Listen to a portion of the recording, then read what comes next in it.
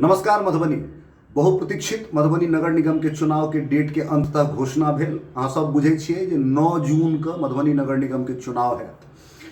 चुनाव में हम अपन अपील करऽ लेल अहाँ सब लग एलहुँ हैं। बुझियो जे मधुबनी के जे 45 के 45 वार्ड छे, ओइ सब वार्ड में एक रंग समस्या छे। पानी के होई, जल जमाव के होई, गंदगी के होई या अन्य जे समस्या हो। तो जखन समस्या एक छे आ सब गोटा के सामना करऽ पड़े छे तो एकर समाधान तखने हेतै जखन मधुबनी एक भ जेतै, बंटतै नहीं। धर्म, जाति, संप्रदाय, लिंग के आधार पर नहीं बंटतै। हमर इच्छा है जो हम 45 के 45 वार्ड के उम्मीदवार बनी आ अहाँ सब गोटा के सब वर्ग के हमरा समर्थन भेटाए।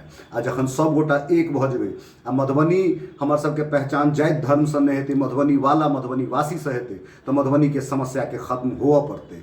अहाँ सब गोटा से पुनः आग्रह करब जे चुनाव में हमरा समर्थन करू आ मधुबनी के एक नया रास्ता पर लऽ जेबै। बहुत बहुत धन्यवाद। प्रणाम।